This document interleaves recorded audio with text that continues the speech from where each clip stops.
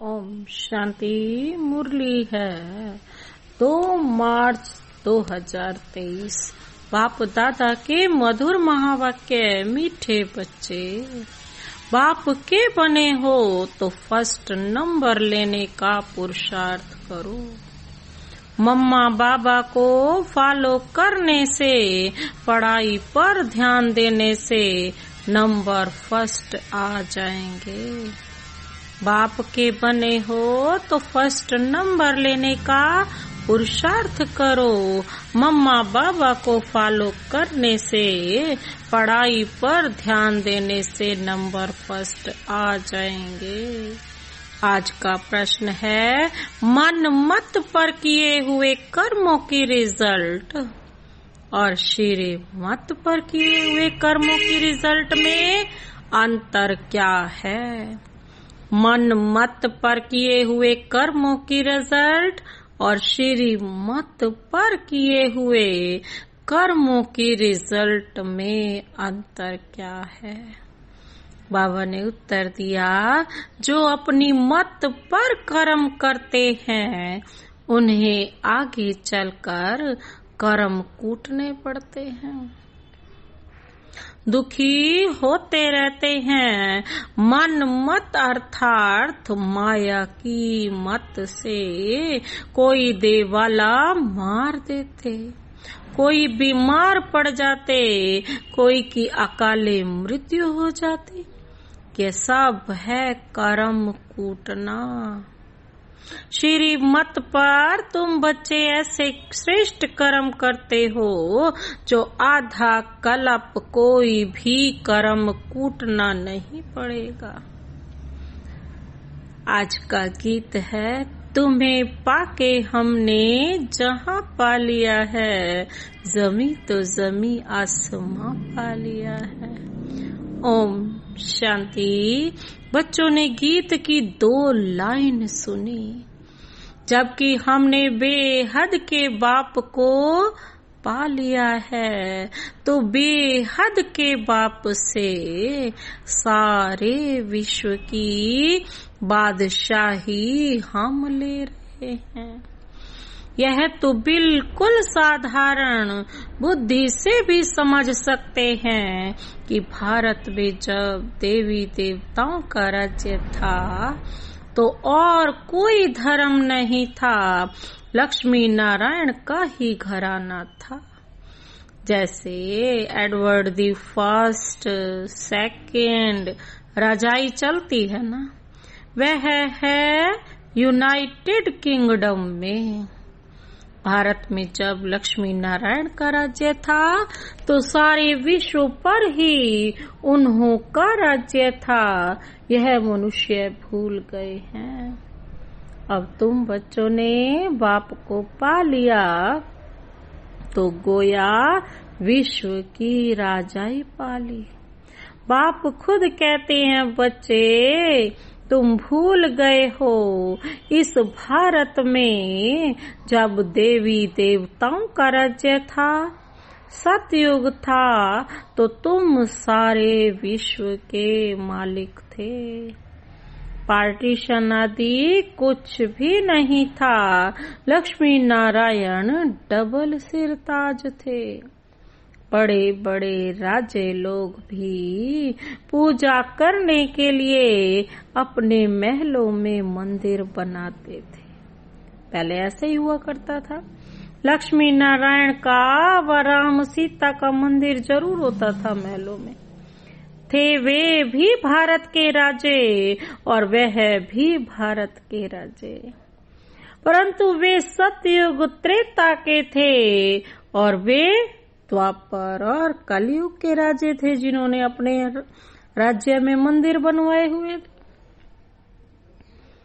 सतयुग त्रेता में लक्ष्मी नारायण और राम सीता का राज्य था। फिर बाद में होते हैं विकारी राजाएं। विकारी राजाएं भी कैसे बनते हैं, यह बातें शिव बाबा इन द्वारा बैठ समझाते हैं। गाया भी जाता है, पूज्य पुजारी सतो प्रधान से तमो प्रधान जरूर बनना है।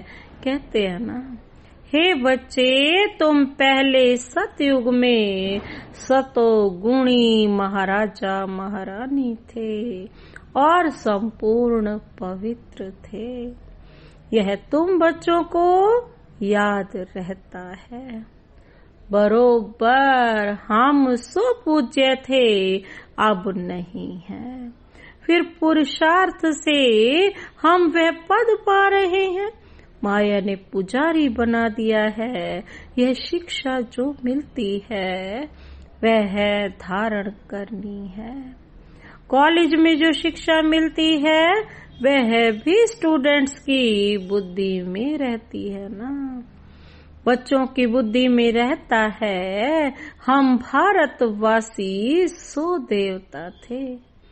कल्प पहले भी बाप ने आकर राजयोग सिखाया था।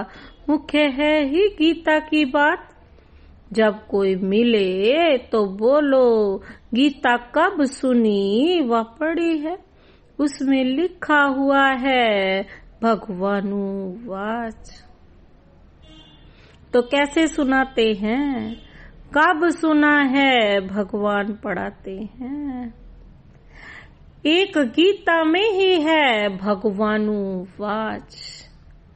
तुम बच्चे जानते हो भगवान ने राजयोग सिखाया था और कहा था मैं तुमको राजाओं का राजा बनाऊंगा। उन्होंने फिर श्री कृष्ण का नाम दे दिया है। अब श्री कृष्ण तो सतयुग का प्रिंस था। श्री कृष्ण ने यह पद पाया है अपने बाप से। कृष्ण कोई अकेला नहीं था, लक्ष्मी नारायण की राजधानी थी जो अब फिर से स्थापन हो रही है। तो तुम बच्चों की बुद्धि में यह आना चाहिए 5000 वर्ष पहले भी भगवान ने ऐसे पढ़ाया था। भगवान नॉलेजफुल ब्लिसफुल है। श्री कृष्ण को नॉलेजफुल ब्लिसफुल आदि यह टाइटल नहीं देंगे। बाप सारी सृष्टि पर तत्वों सहित सब ब्लिस करते हैं। सो तो सिवाय परमपिता परमात्मा के और कोई कर न सके। ब्लिस अर्थात मेहर। यहाँ तो देखो तत्व आदि सब सतो तमो प्रधान है। जो भी देखो, बरसात पड़ती है तो नुकसान कर देती, तूफान लगते रहते हैं, यह सब बेकायदे हुआ ना। सतयुग में कोई भी बेकायदे बात होती नहीं। जो नुकसान आदि हो, खेती टाइम पर तैयार होगी, टाइम पर पानी मिलेगा, वहाँ कोई उपद्रव होते नहीं। यह माया के उपद्रव हैं जो दुखी करते हैं।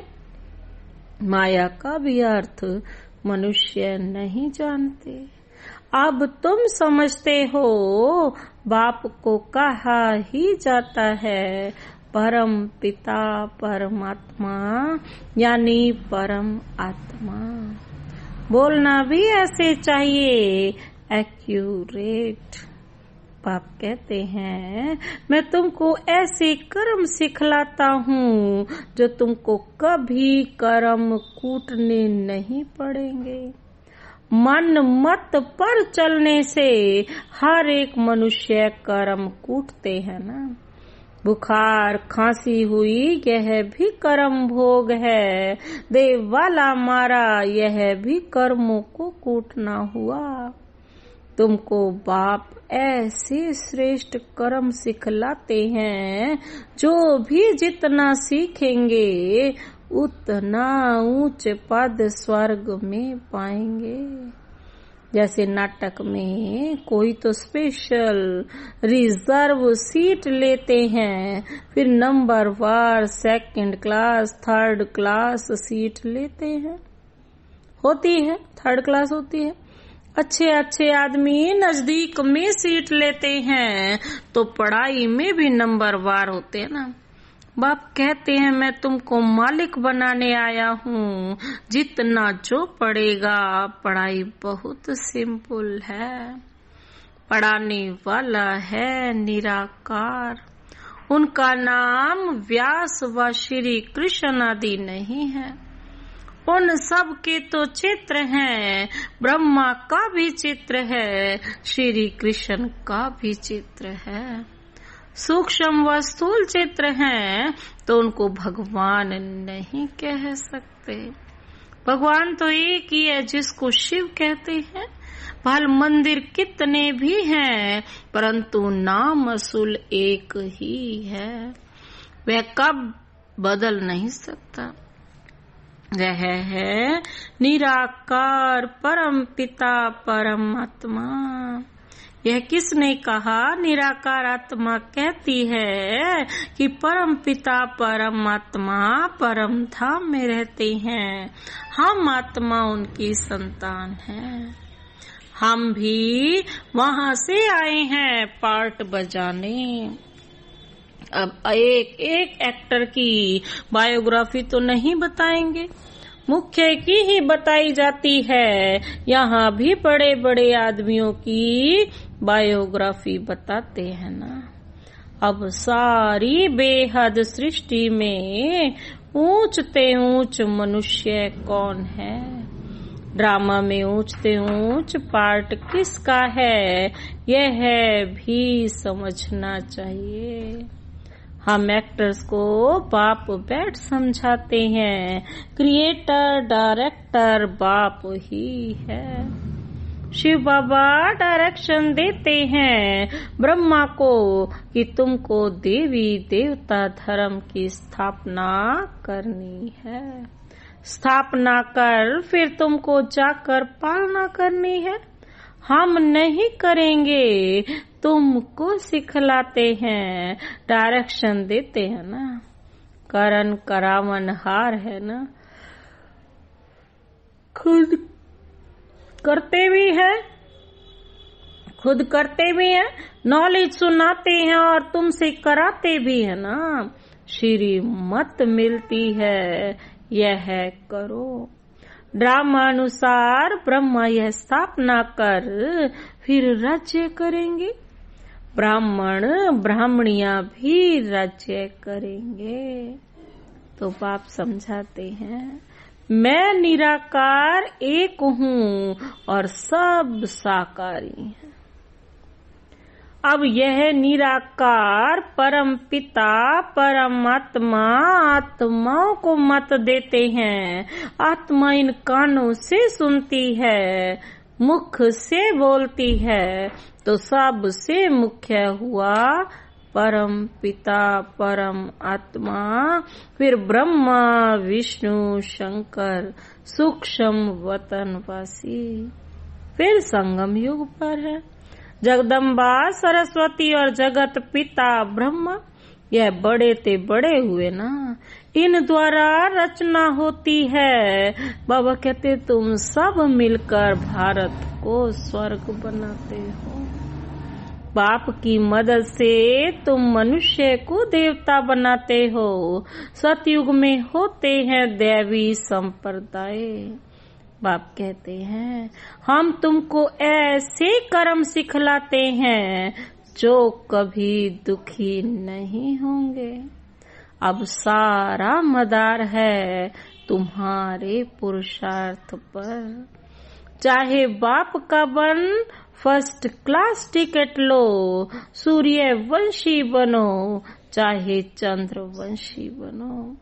यह तो जानते हो ना, तुम्हारे मम्मा बाबा सबसे जास्ती पुरुषार्थ करते हैं, सर्विस करते हैं। वह तो महारानी महाराजा बनेंगे, तुम उन्हों की गद्दी पकड़ेंगे ना या नापास हो जाएंगे। जगत अम्बा का कितना नाम है। सरस्वती है ब्रह्मा की बेटी, तो दोनों का मंदिर अलग अलग कर दिया है। ब्रह्मा का भी अजमेर में बड़ा मंदिर है, वह है जगत पिता, वह है जगत माता। जगत को रचने वाला मुख्य धर्म है 4, फिर तो बहुत छोटे छोटे मठ आदि निकलते रहते हैं, आपस में लड़ते झगड़ते रहते हैं, क्योंकि पार्टीशन है बहुत, जहाँ तहाँ झगड़ा लगा पड़ा है। सतयुग में तो ऐसे नहीं होता। तो बाप समझाते हैं, मीठे लाडले बच्चे, इस ड्रामा को समझना है। यह तो जानते हैं हम आत्मा परम धाम से आती हैं। गर्भ में चोला धारण कर हम पार्ट बजाते हैं, अभी पार्ट पूरा हुआ है। फिर ये शरीर छोड़ अशरीरी होकर जाना है। बाप आया हुआ है, शिव जयंती भी है, जरूर शिव बाबा ने आकर अवतार लिया है। उनकी शिव जयंती कब कैसे हुई, शिव बाबा कैसे किस में आए, क्या आकर करके गए किया, यह कोई नहीं जानते। जरूर भारत को स्वर्ग बनाया होगा। बाप ना आए तो बच्चों को कौन सिखलाए, और सबकी मत है कलयुगी आसुरी मत, उनसे श्रेष्ठ बन नहीं सकते। अब मैं तुमको सुमत देता हूँ, और कोई की भी मत पर ना चलो। मैं श्रेष्ठ ते श्रेष्ठ हूँ, जरूर ऊंचा बनाऊंगा, तो वह श्री मत पकड़नी चाहिए, और कोई की मत ली तो धोखा खाएंगे। एक कदम कदम पर श्री मत लेते तो इन लक्ष्मी नारायण जैसा बनेंगे। बाबा कहते हैं उनकी महिमा ही है, त्वमेव माताश्च पिता त्वमेव। मैं बाप, टीचर, सतगुरु के रूप में तुमको मत देता हूँ, जिससे तुम ऐसे लक्ष्मी नारायण समान बनते हो। बाबा कहते हैं यह ज्ञान तुमको है, तब समझा सकते हो, नंबरवार तो होते ही हैं। तुम जानते हो मम्मा बड़ा रिफ्रेश करती थी, बाबा भी रिफ्रेश करते हैं, तो तुम बच्चों को भी फॉलो करना है।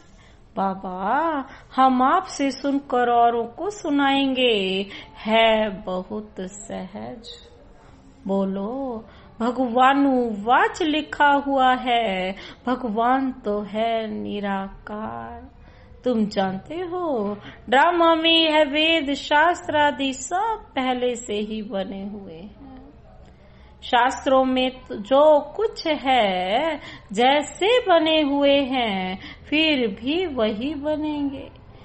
कितनी गुह्य बातें हैं, गुह्य बात सुनाते रहेंगे, जो बच्चे समझकर फिर समझा सके। व्यास तो लिखने वाला मनुष्य होगा ना। भगवान किसको कहा जाता है, वह तो सभी का बाप है। बाबा कहते हैं वह तो सभी का कौन है, बाप है। तो भगवान कौन है, बाप है, श्री कृष्ण नहीं है। श्री कृष्ण की हिस्ट्री ज्योग्राफी को भी तुम बच्चे जानते हो। भगवान तो सृष्टि का रचता ठहरा। राजयोग भगवान ने सिखलाया, ना कि श्री कृष्ण ने। तुमको यह नशा रहना चाहिए कि हम यह राजयोग सीख भविष्य प्रिंस प्रिंसेस बनेंगे। बैरिस्ट्री पढ़ते हैं तो नशा रहता है ना। इम्तिहान पास कर जाकर कुर्सी पर बैठ बैरिस्टर बनेंगे। तुम जानते हो मरना तो सभी को है। अभी बाप कहते हैं मरने से पहले पुरुषार्थ करो। इस समय सिर्फ तुम्हारी प्रीत है मेरे साथ। कौरवों की विपरीत बुद्धि थी और पांडवों की प्रीत बुद्धि थी। तो प्रीत बुद्धि वालों की स्थापना और विपरीत बुद्धि वालों का विनाश हुआ। यह है पढ़ाई। पहले तो निश्चय चाहिए कि बाप हमको राजाओं का राजा बनाने पढ़ाते हैं। 5-5 हजार वर्ष के बाद तुमको पढ़ाने आता हूँ। ड्रामा में कोई भी चेंज नहीं हो सकती। तुम जानते हो कि सत्य बोलने वाला तो एक ही बाप है।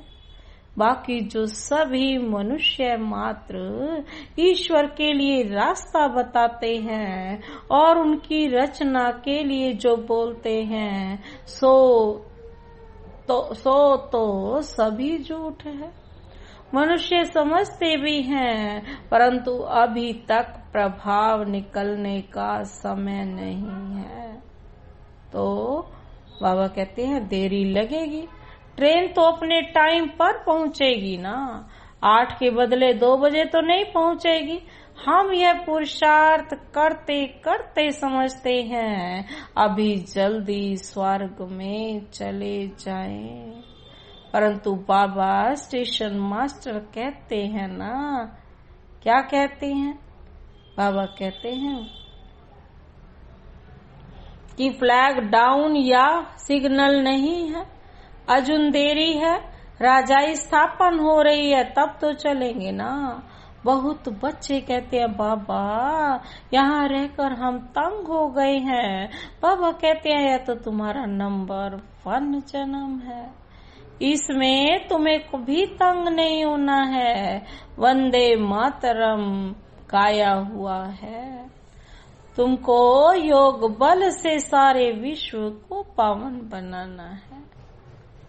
अच्छा, मीठे मीठे सिकिलते रूहानी बच्चों प्रति माता पिता बाप दादा का याद प्यार और गुड मॉर्निंग। रूहानी बाप की रूहानी बच्चों को नमस्ते नमस्ते, गुड मॉर्निंग। धारणा के लिए मुख्य सार है, पहला पॉइंट है इस अविनाशी काल में एक बाप से सच्ची प्रीत रखनी है। सदा इसी नशे में रहना है कि हम राजयोग सीख भविष्य प्रिंस प्रिंसेस बनेंगे। दूसरा पॉइंट है योग बल से सारे विश्व को पावन बनाने की सेवा करनी है। योग बल से सारे विश्व को पावन बनाने की सेवा करनी है। इस नंबर 1 जन्म से कभी भी तंग नहीं होना है। आज का वरदान है स्नेह और भावना के बंधन में भगवान को भी बांधने वाले गायन योग्य भव। स्नेह और भावना के बंधन में भगवान को भी बांधने वाले गायन योग्य भव। स्पष्टीकरण है, भक्ति मार्ग में गायन है कि गोपियों ने भगवान को भी बंधन में बांध दिया। यह है स्नेह और भावना का बंधन जो चरित्र रूप में गाया जाता है। आप बच्चे इस समय बेहद के कल्प वृक्ष में स्नेह और भावना की रस्सी से बाप को भी बांध लेते हो। इसका ही गायन भक्ति मार्ग में चलता है। बाप फिर इसके रिटर्न में स्नेह और भावना की दोनों रस्सियों को दिल तख्त का आसन दे झूला बनाए बच्चों को दे देते हैं। इसी झूले में सदा झूलते रहो। आज का स्लोगन है स्वयं को हर परिस्थिति में मोल्ड करने वाले ही सच्चे गोल्ड हैं। स्वयं को हर परिस्थिति में मोल्ड करने वाले ही सच्चे गोल्ड हैं। ओम शांति।